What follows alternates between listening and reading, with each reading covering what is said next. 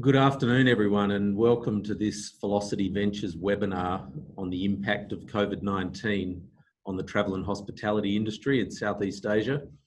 My name is Nick Cox, and I'm a founder of Velocity Ventures and very pleased to be your panel moderator today. We have an hour together this afternoon, so I'll begin by introducing the panel to you, and I'll then make some brief opening remarks and share some insights from our research paper on COVID to set the context. And then I'll hand over to the panel to share their perspective on each of the areas of speciality. We'll then open the floor to your questions with a target of wrapping up by 6 p.m. Questions can be submitted at any time during the session by text using the Q&A link at the bottom of your Zoom screen.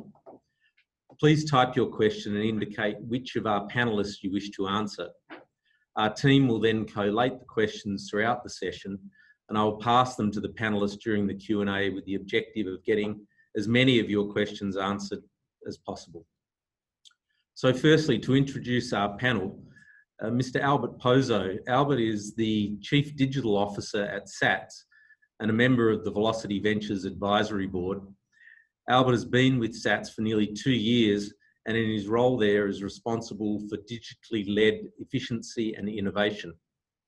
Prior to SATS, Albert had a multiple decade career with the Amadeus Group, working in various locations and roles across the Amadeus business, culminating in the role of President of Amadeus Asia Pacific during his last 3 years there. Albert has spent his entire career servicing the aviation sector and will share his insights on the impact of COVID on this space. Hester Chew is the Vice Chairman of McDonald's Thailand and is a veteran, if I can use that term, Hester, of the QSR scene in Southeast Asia. Hester began his career working with Tricon, leading their Southeast Asian Kentucky Fried Chicken and Pizza Hut business. He then left corporate life to establish a consultancy business and work with brands like Oishi and Deli France before putting together the deal to buy McDonald's Thailand from the McDonald's Corporation in 2006. Since then, he has led McDonald's Thailand, growing the chain from 93 outlets to over 300. He stepped down as CEO of McDonald's Thailand last year to concentrate on a broader investment portfolio and join the Velocity Ventures Advisory Board. Hester will cover the impacts of COVID on the F&B and QSR sectors during our discussion today.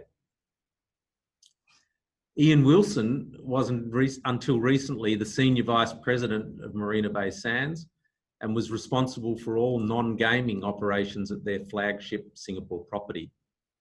This involved responsibility for the 2,561 room hotel, 1.3 million square feet expo and convention centre, the 800,000 square foot of retail space with 270 stores, 80 restaurants, the MasterCard Theatre, and the Art Science Museum. Prior to Ian's role at Sands, he was the Regional Vice President for China and Southeast Asia for the Fairmont Hotels and Resorts Group and was responsible for existing and new openings across the region under the Fairmont brand. Ian is also a member of the Velocity Ventures Advisory Board, and today Ian will focus on the MICE sector and the impacts he is seeing on that sector from COVID. Our fourth panellist today is Patrick Imbardelli, the Chairman of Velocity Ventures. Patrick is a well-known figure in the Asia-Pacific hotel industry, having led both Pan-Pacific and Intercontinental across the Asia-Pacific region. Since leaving corporate life in 2014, Patrick has taken on a number of non-executive roles, including his current chairmanship of Next Story Group, global board member of Young Presidents Organisation, and the chairmanship of our fund. In his role at Velocity, Patrick also chairs the investment committee.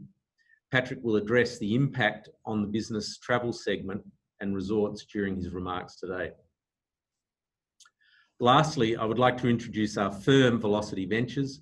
Velocity is a Singapore-based venture capital fund focusing on early stage investment in the Southeast Asian travel and hospitality sector. We seek to back visionary founders who are reshaping the sector and use our deep sector-specific expertise to help them grow their businesses. Okay, so with the introductions done, I'd like to kick off the session with some very brief opening remarks. The travel and hospitality sector in Southeast Asia has one of the most encouraging macro backdrops of any industry. A long-term average growth rate of 7 to 8%, favourable demographics, a varied and exciting tourism landscape, and it sits on the doorstep of the biggest emerging outbound market in the world, in China. But the sector is no stranger to the external shocks and seems to have found itself at the front line of some of the more notable events of recent decades, including 9/11, SARS, the 2014 tsunami, and the global financial crisis. These strong macro drivers, combined with the lessons learned from these past events, has resulted in a certain resilience across the industry that has allowed it to rebound quickly from these past shocks and take its place as a cornerstone of the global economy, driving growth, connecting people, providing employment, and bringing joy to millions worldwide every day. The investment community has also recognised this resilience, and private market funding has recovered in tandem with industry rebounds from each of these past shocks. However, nothing we've seen in the past seems to be at the scale of what we're seeing with COVID. And as with past shocks, the travel and hospitality sector is right at ground zero. So, will we bounce back like we have in the past? I think one of the aspects of this crisis that is different from others is the speed at which the situation changes. When the team at Velocity decided to host this webinar only 2 weeks ago, we were starting to see a reduction in infection rates in Singapore and a marked recovery in the numbers coming out of China. The situation was still serious, but borders and business were open. Other than Italy and Iran, the situation seemed as though it might be coming under control. What a difference 2 weeks makes.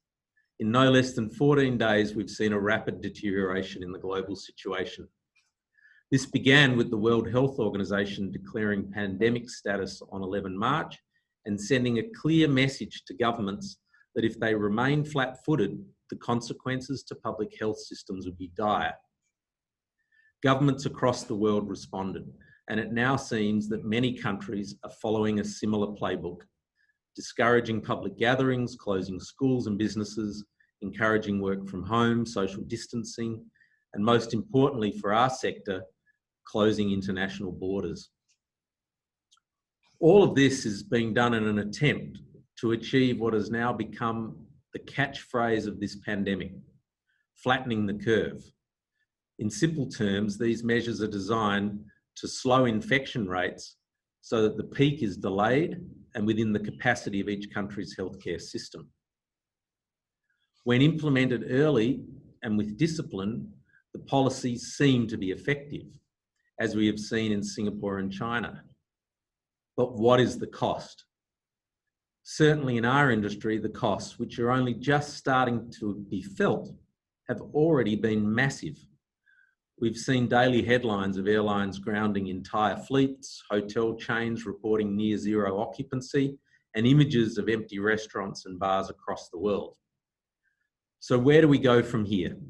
Well, we hope to answer this question and any others that you may have and give as much clarity as possible to this dramatically changing environment during today's webinar. So at this point, I'll hand over to our panel, and I'll begin by asking each panelist to provide some insights on the impact of COVID on their respective perspectives. And Albert, if I could start with you, please. What impact do you see COVID-19 having currently on the travel and aviation across the region? Thank you, Nick. Well, you know, the aviation sector is known by being one of the ones in times of crisis to be hit the first and the deepest, and we have seen no exception in this case. Some of you may have may be familiar with some of the data published by IATA, you know, the Airline Association, back 3 weeks ago. It was end of February, where they were already publishing some predictions about the decline. And at that time, they were talking in some decline for the year in the 13% in aviation. Only a few weeks later, and already with data from February and first weeks of March, we see that the decline in bookings is gone from 50 to now nearing 70%, depending on some of the routes and some of the sectors. So this is really a much deeper and much more dramatic decline than what we've seen ever before and what was only anticipated a few weeks back. In the first days of the crisis, we saw a clear and rapid decline in business travel, which has now been followed, of course, due to the measures by governments, also by leisure travel. So we've seen cancellation of routes. Many countries have forced airlines to cancel routes, and the problem is that the few routes that are still operating are only maintained with very low occupancy rates by the airlines, which makes those routes completely unprofitable. So most airlines at this moment are facing with the situation where they're getting more cancellations than net bookings. So they have a net decline. And from a cash flow perspective, this is very severe. Low-cost carriers are definitely impacted, number one, because they are very dependent on high occupancy rates. They are very sensitive to costs that they are at this moment really not able really to decrease. Full-service carriers, of course, are also very impacted. And national carriers are the ones eventually who stand a bit more of a chance if they manage to get some support from the governments. So this is an impact that I would describe is affecting the entire aviation ecosystem. So definitely the airlines are the heart of this impact, and in a way I just briefly described. But equally so, airports, ground handlers, GDSs, technology providers, travel agencies, regardless whether they are on the business or leisure travel segments, they're all equally impacted in a very severe way. Therefore, we see that really this is something that is going to cause severe consequences, simply because of the depth and speed of the change is making some people not be in a position to really react in time. And unfortunately, I can foresee very, very quickly some bankruptcies will be announced. A serious situation. Thanks, Albert. Hester, from the QSR and F&B perspective, what are you seeing? Hello, Nick. Thanks, Nick. Well, I guess in the restaurant and QSR, we all know the overall footfall has dropped significantly. So definitely impacting restaurants. If you look at around the regions now, for example, Indonesia, Malaysia, they announced closure of restaurants. So only places with delivery and drive-throughs that's helping. So the impact clearly significant drop in business. Some of the more established Western chain, the drop over the past weeks has been looking at between 2 to about 10%, whereas the individual chains or individual restaurants seem to drop significantly higher, between 15 to 25, 30%. So it ranges. But clearly, I think the big area here, the focus, whether the delivery is coming in, I think that's the impact that we need to look at. There's a recent poll by the Restaurant Association of Singapore. Over 60% of restaurants in Singapore are not prepared for this. And 57% has reported that they expect the next 3 months sales to drop 50%. So clearly with that drop, the focus is really, what do we do next? What about the supply chain? So thinking through supply chain, how to stabilize supply chain, I think it's important. One is our projection of the own products. 2 is the sourcing as well.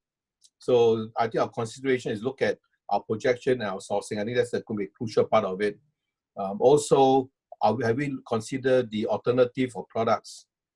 For example, during the bird flu in Vietnam, KFC actually started selling fish in Vietnam because you can get chicken. So I think alternative menu and proteins would help on this.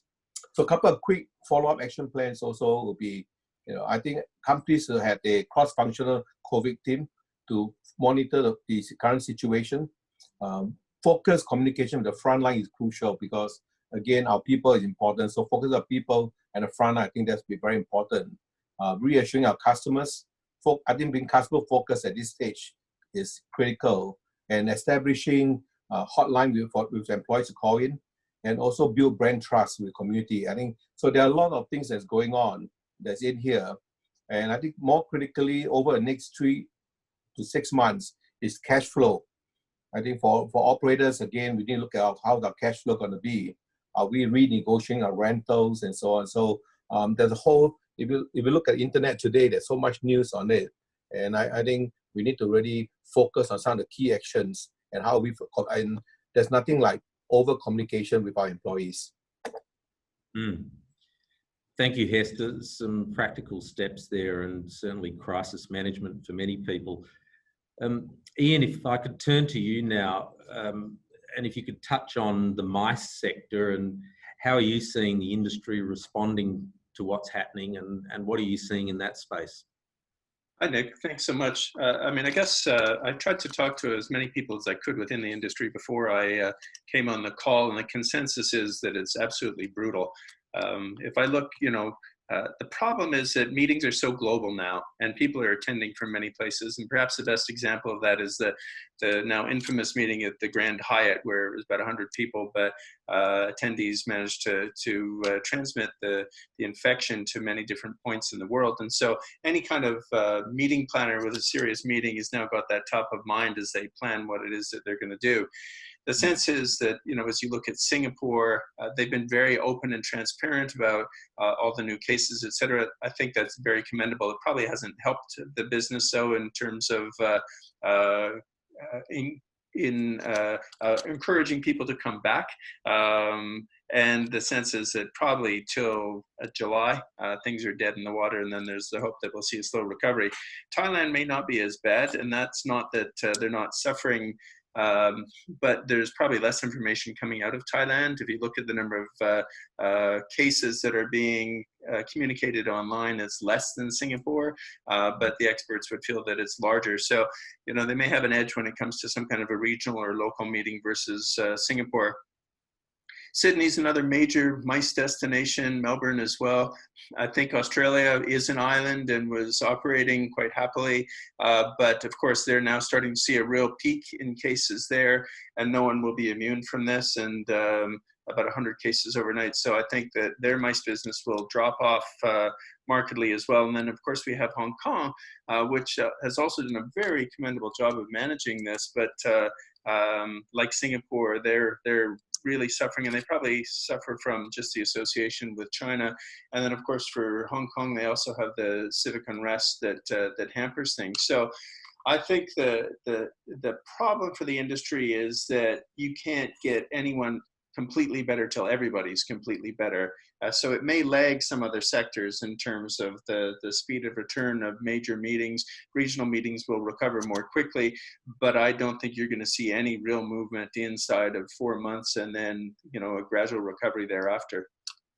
A good point about having to get all bases covered before international and global meetings can start moving again. Thanks, Ian. Patrick, the impact on business travel, obviously massive, but can you touch on your thoughts around business travel, and particularly looking at the shorter and longer term impacts on that space? Yeah, look, thank you, Nick, and thanks everybody. Look, 2 weeks ago when we started to talk about this, I had some customer flows and I had some flight flows, and the markets had been affected. But in reality, it's no longer relevant because of the way everyone's shutting their borders. Especially in Southeast Asia, just in a ring around and talking to a few of the operators, 10 and 20% in some centres is not something that's how can you put it? Something that was only last night. It's happening all the time. Corporate travel is down 90% according to Amex. American Express Travel is saying it's down 90%. You've got companies like Salesforce, EY, Amazon, Google, HSBC, banks, finance, etc. No travel. And then you've got others that are saying to the employees, only essential travel.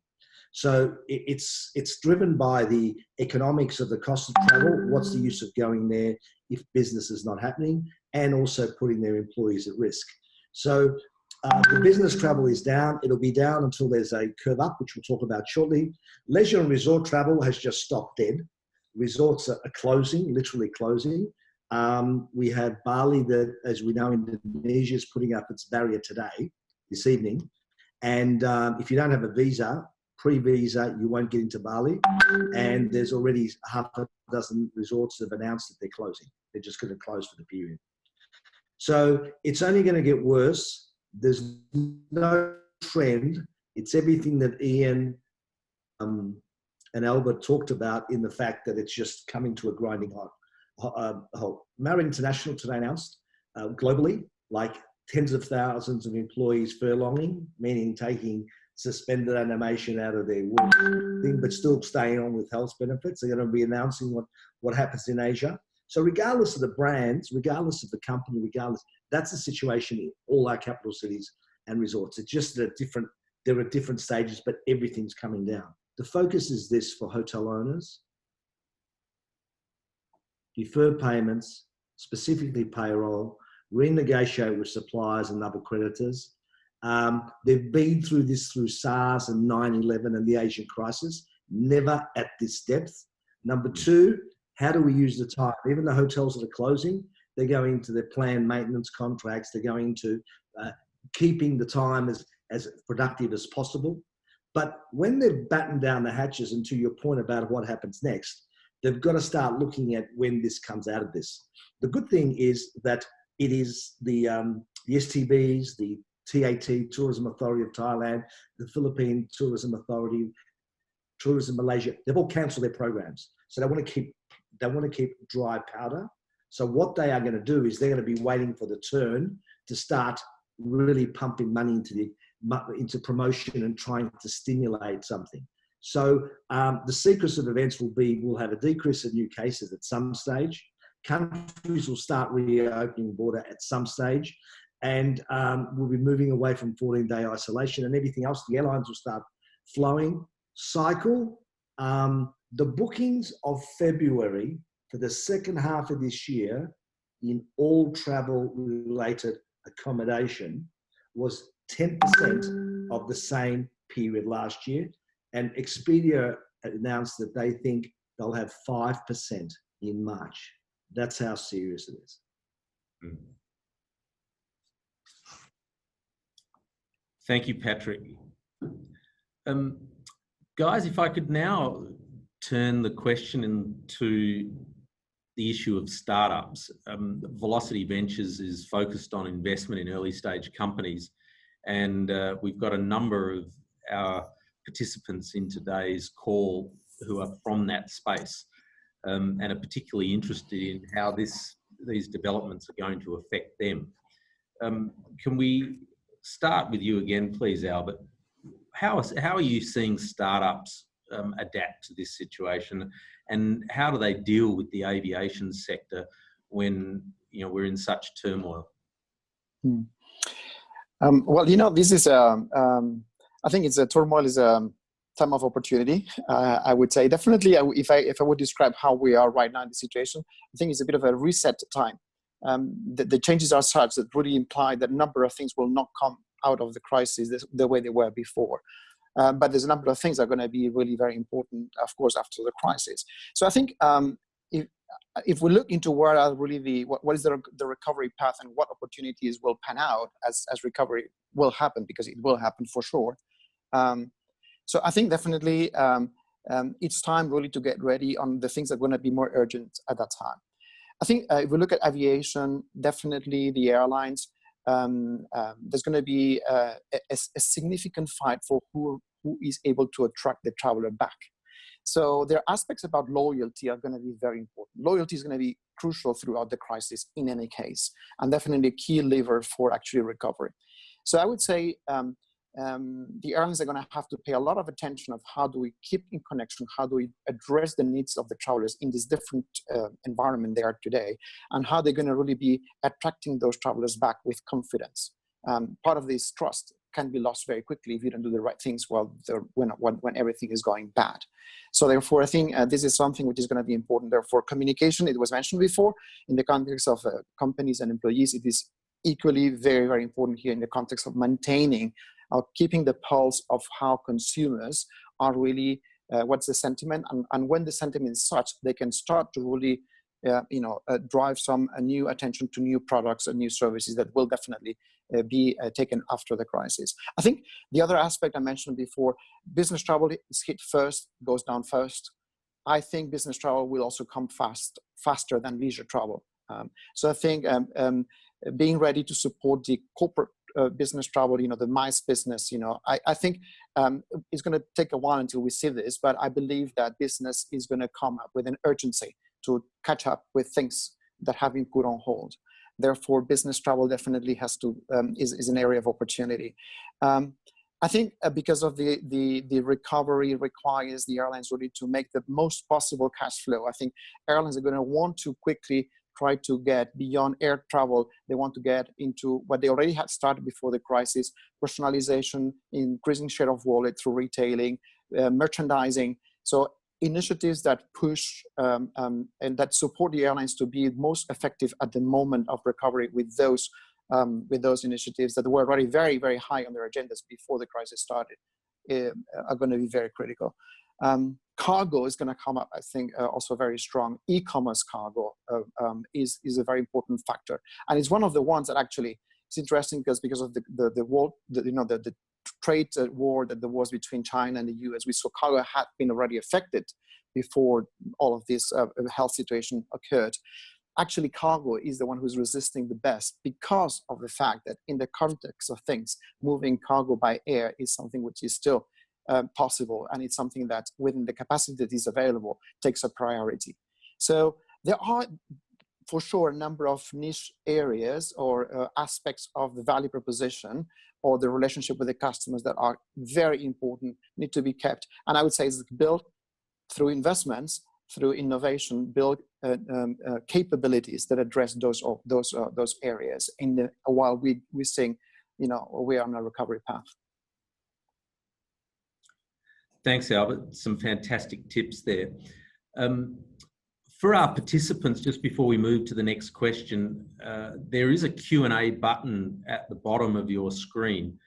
If you wish to lodge a question with the panel, please click on that button and type your question in. That will come through to us, and then we can collate those questions and we'll put them to the panelists later during the Q&A session. But Hester, staying with the theme on startups, can you talk to us a bit about where you see the opportunities for startups who are trying to break into the F&B sector, and particularly with QSR restaurants? How do you engage these sorts of organisations when they're struggling and dealing with the sorts of issues that the industry is facing? Well, Nick, I think this situation is spare nobody. So it's whether it's startup or established chain, I think the impact is the same. But having said that, I think startup, if the depending on what's the cash flow, how did the pocket they have to maintain the business. So I think that for everybody doing startup, it's really focusing on what's our strength today. I think the important to understand the strength. Restaurants are closing. In many places like Malaysia, Singapore, now they are seeing people stay home. So Singapore is a homestay. For those that have to do home quarantine, for example. So people are not going to the street. So naturally, so how do we get food to them at their homes? So we need to think through in 24 hours, how the different day parts, whether it's breakfast, lunch, or dinner. How do we do catering? How do we manage food to those who are at home? I think in the current situation, I think the operators need to figure out how do I work with third-party operators on delivery to get food out. I think that's going to be crucial. I also need to think about what are my option alternatives looking at my supply chain system. Right? Do I need to look at value, given that with the current situation, I think wages, unemployment will go up. So again, cash flow will be an issue on household cash. So we might probably consider what are the products we might rethink about, retweak the whole menu situation so that consumer get better value out of everything.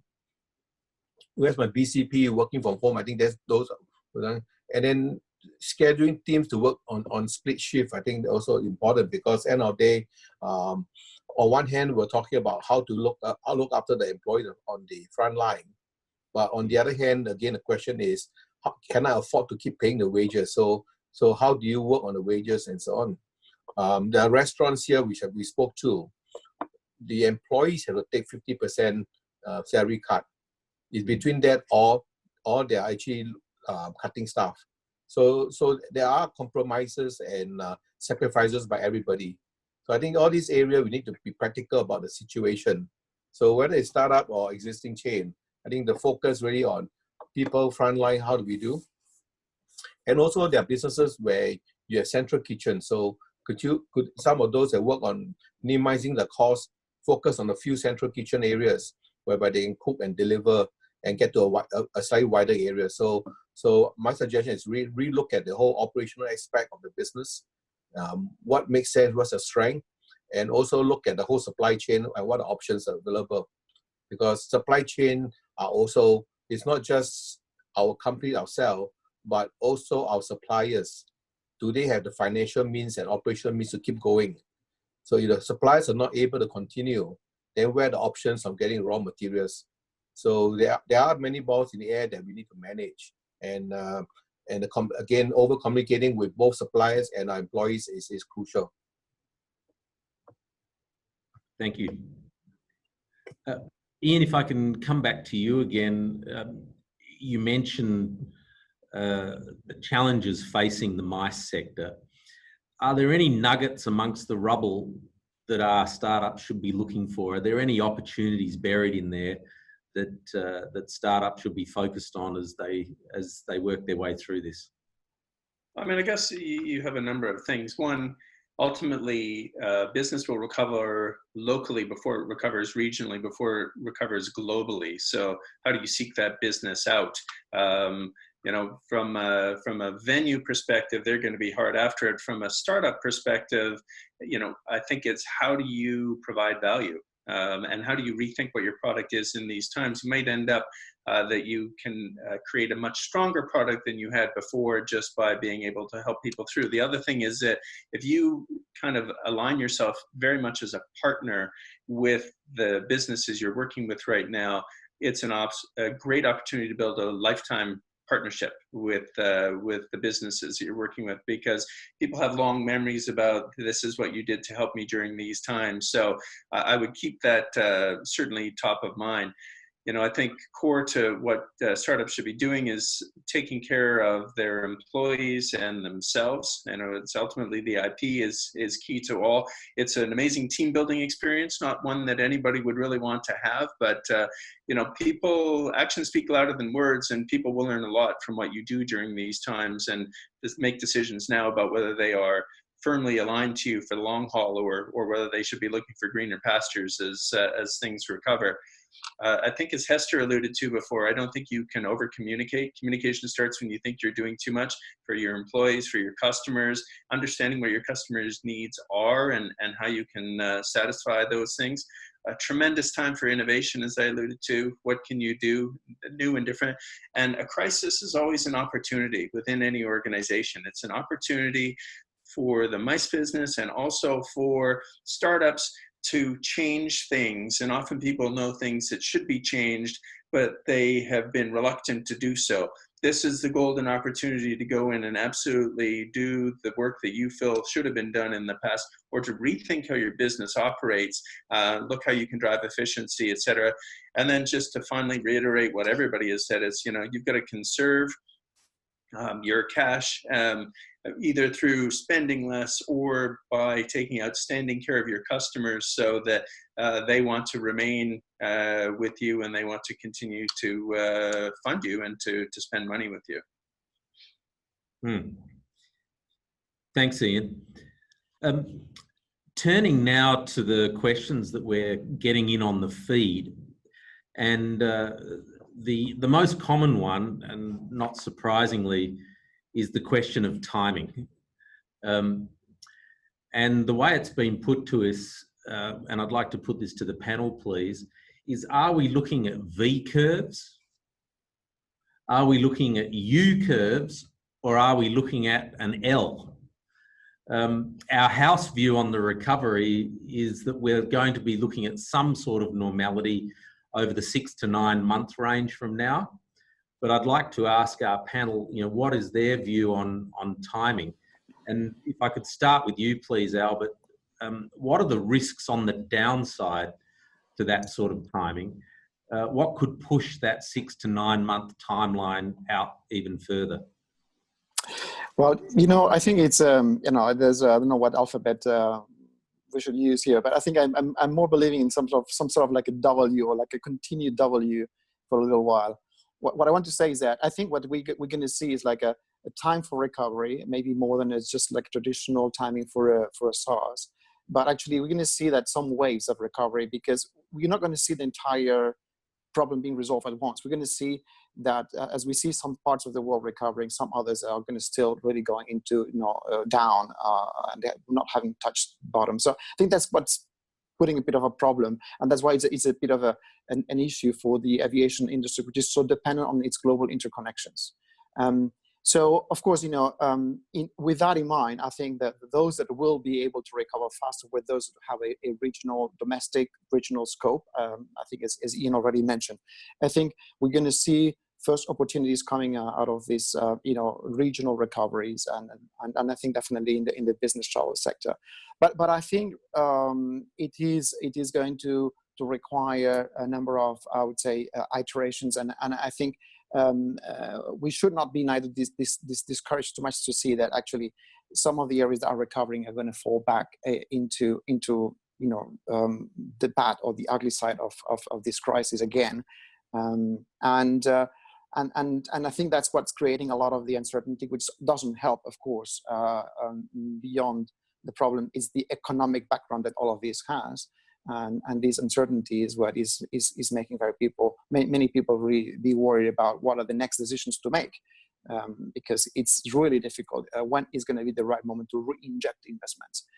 Timing is going to be very, very key, and I think we need to manage that. We need to get a focus. We need to define what is the segment, what is the domain we want to really, we think is the opportunity, and concentrate on that and really try to isolate those factors into one specific focus area. Okay, so a recovery, but a bit of a rough ride on the way out. Patrick, what are the events or signals that we should be looking for on the upside that might shorten that time horizon? What's the best case outcome? Thank you. And Nick, can I just take 60 or 90 seconds to just give you some, maybe for a founder and a startup perspective, what this opportunity could be, if you don't mind. And I'm going to piggyback on what Ian said.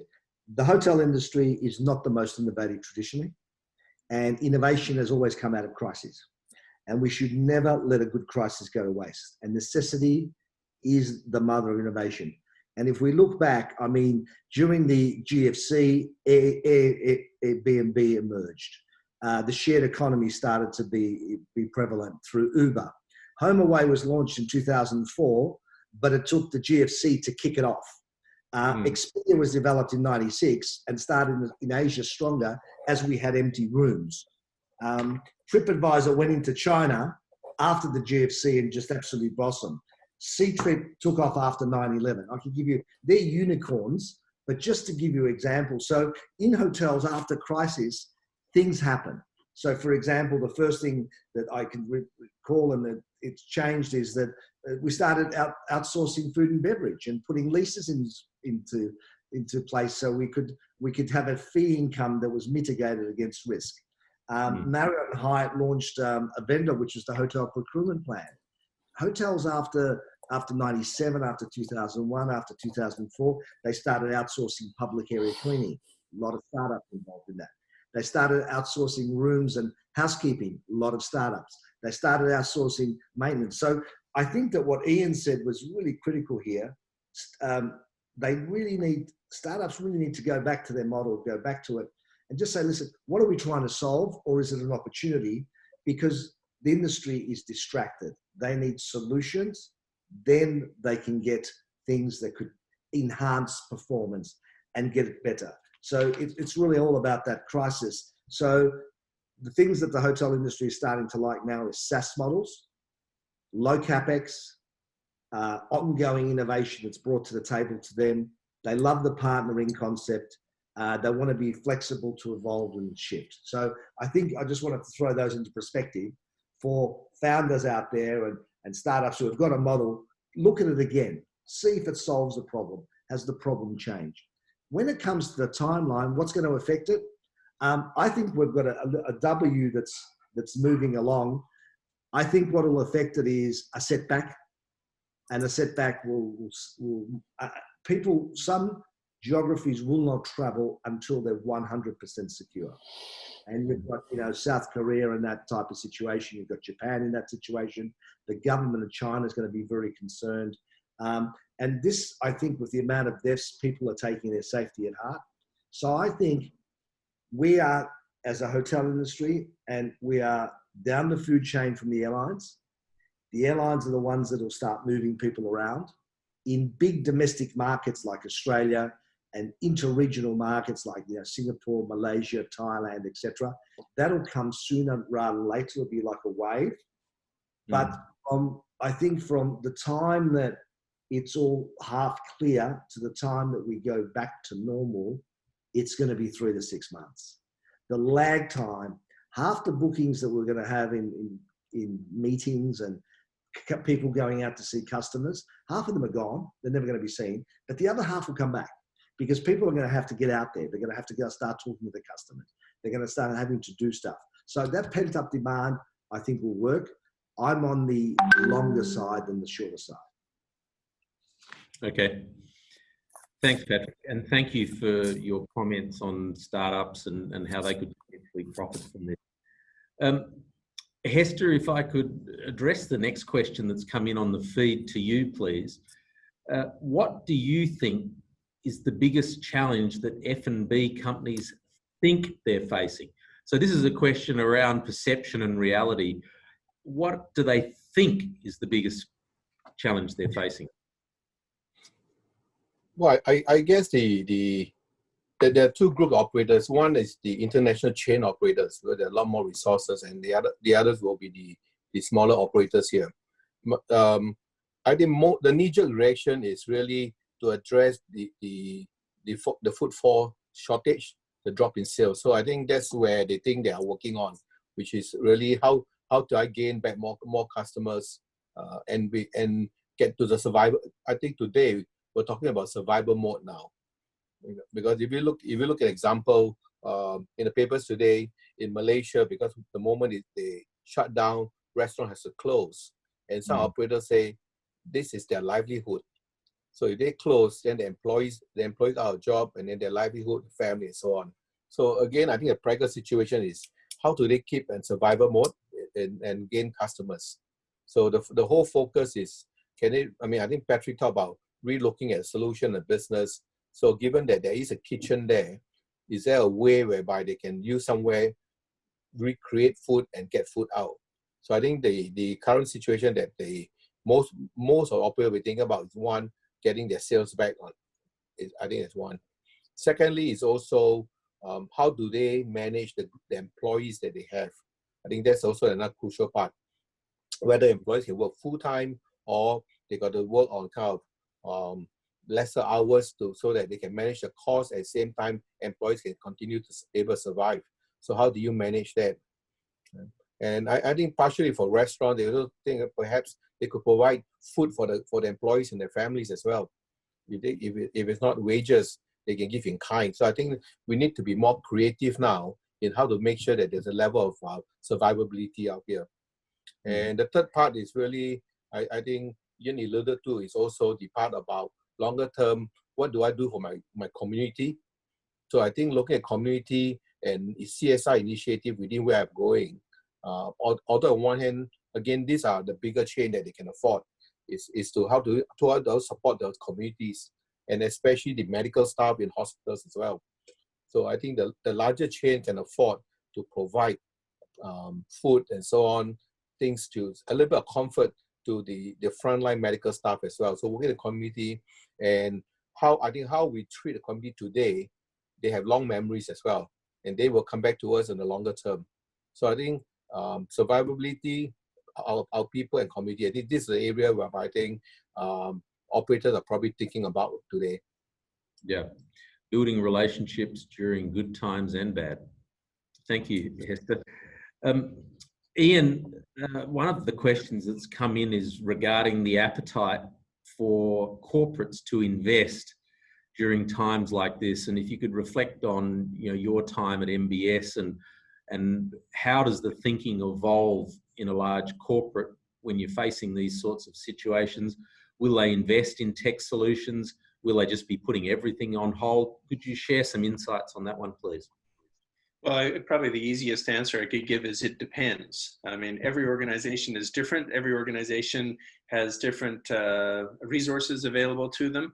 At a time like this, it probably favors the larger players, the multinational players, companies that have deeper pockets, and it's really an opportunity. And so I would definitely not rule it out, because while you have a quieter time, it's a perfect time to be looking at how are you going to rocket out of this downturn. So if you are a startup that can provide more revenue to an organization now, they're going to be all ears. There's probably going to be some hesitancy about just a pure efficiency play right now, because I think people do want to be very mindful of their employees and they want to take care of them.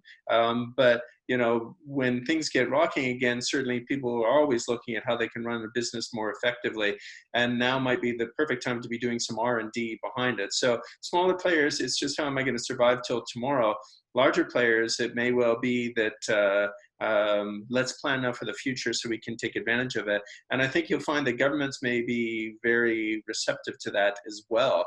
They have resources that may be underutilized right now. So how do they help the industry emerge stronger, to use the phoenix from the ashes analogy, and be far more robust than ever before. So don't discount all potential investment. It may take more peddling, it may take more work to help sell that value proposition, and partner closely, particularly in Singapore, with the various government agencies, because I think they can be great partners in helping to provide solutions to the industry.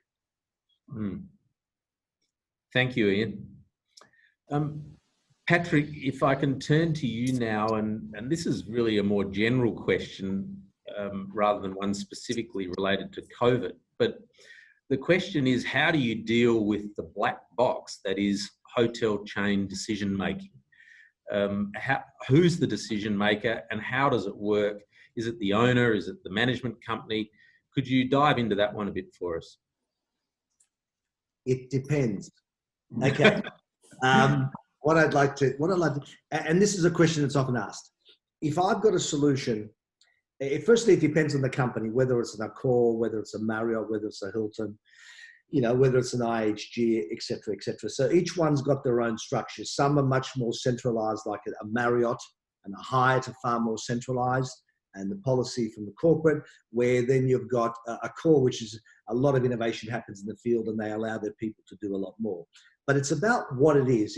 If I've got, for example, an energy solution, which I believe is an energy solution, then the owner might be a heavier stakeholder in that decision because it's got to do with the asset. But if I come up with something that's got to do with the revenue and the reservations of a hotel, that's pretty well protected by corporate. That's something that you're not going to get in their echo environment and start having interfaces or whatever the case is. But often my advice is to startups in that case is, look, test something out if it's testable in a hotel. Test it out, refine it, and you can build, and we've been involved in startups as this, where you can build support from the bottom and corporate will listen from the top. But I think it's about talking to everybody and understanding the dynamics that are in play, who makes the decision, because some can be mandated, some cannot. I would say the brand, the management company, the owner and corporate should be looked on in balance with the hotel itself. And I think with each solution, it's a different approach.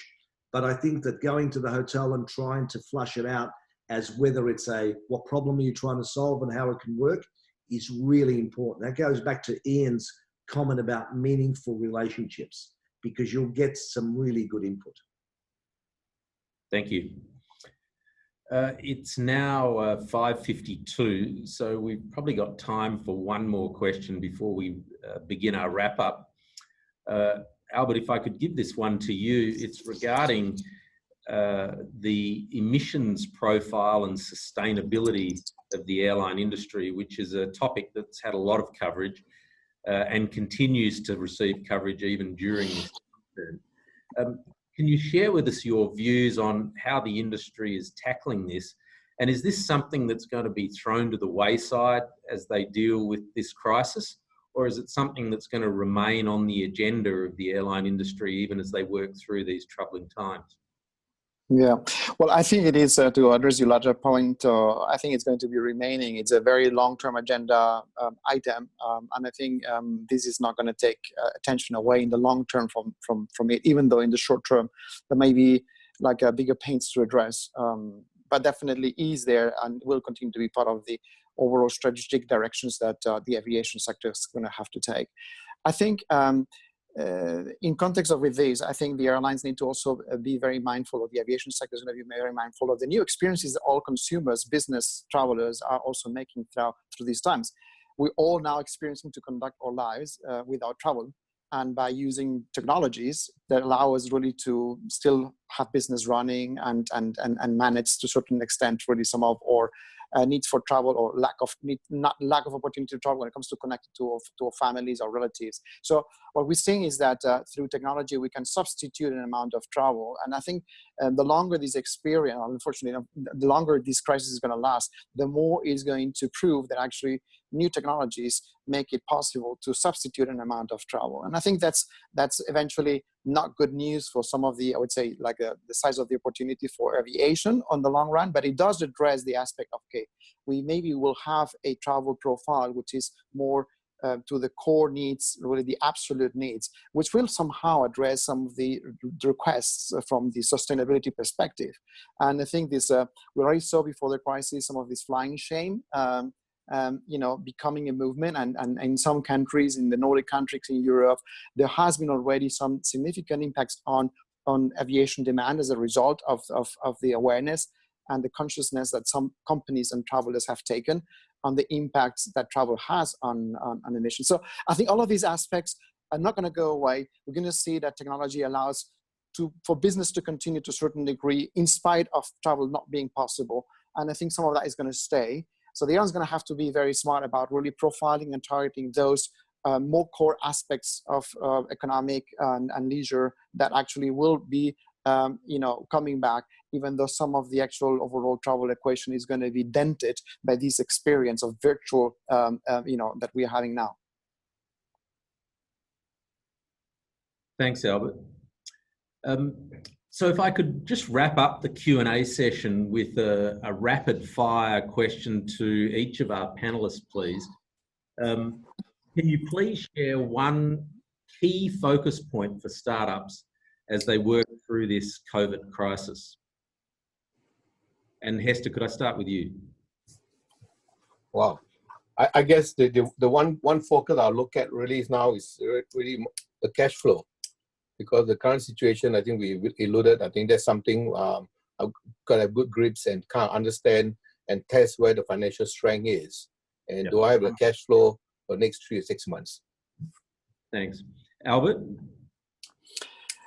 I would say the focus is to provide those who are in big pain with the ideas through innovation, very likely, that help them rebounds in a way that they can quickly address demand and stimulate demand and target the right segments. Thanks. Ian, could you take that one, please? One key area of focus for startups as they work through the crisis? Absolutely. Without repeating the two that have already been given, my last one would be communication. Communicate to your team, communicate to your customers, communicate with your community. It's a great time to build those relationships and to take care of people and to learn more deeply about what your customer truly needs. Thanks, Ian. And Patrick? I think partnership and communication. Get in there and talk to these people through this crisis. Find out what the pain points are. Now, they don't know what the solution is, but they know what the problem is. The hotels know what the problem is. But if you've got some ideas, then reshape it, put it through the testing of what the current issues and what the current focus is, especially after they're distracted. Thank you. So that brings our Q&A to a close. And if I can just summarise what we've made some notes on the key themes that have come out of this discussion. And we've got 3 key points that we've written down. The first is brace yourself. It might get worse before it gets better. Recovery might be more of a W shape than a V and come in waves, with regional potentially recovering before global. Number 2, never let a good crisis go to waste. What's your phoenix and how will you rise from the ashes? Normal might no longer be the same. Look for opportunities that take your customers beyond current areas of focus to additional revenue streams such as SaaS models. Low CapEx might be an area of interest. Lastly, and most importantly, relationships are important in good times and even more so in bad. Partner closely with your customers and employees to identify pain points and opportunities. So that's our summary. So the paradox is that while we are clearly facing the most challenging of times, the long-term fundamentals of our industry do remain positive. And as a VC working on an 8-year horizon, we do remain open for business and we look forward to working through all of this with you. Ladies and gentlemen, that brings our webinar to a close.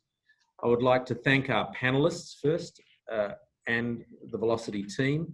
And finally, to our attendees joining us, we do have a report online which is available, which covers many of these areas. It's a research report that our team have put together and has formed the basis for today's discussion. So I would like to wish everyone good afternoon, and importantly, please stay safe and healthy. Thank you. Thank you. Thank you.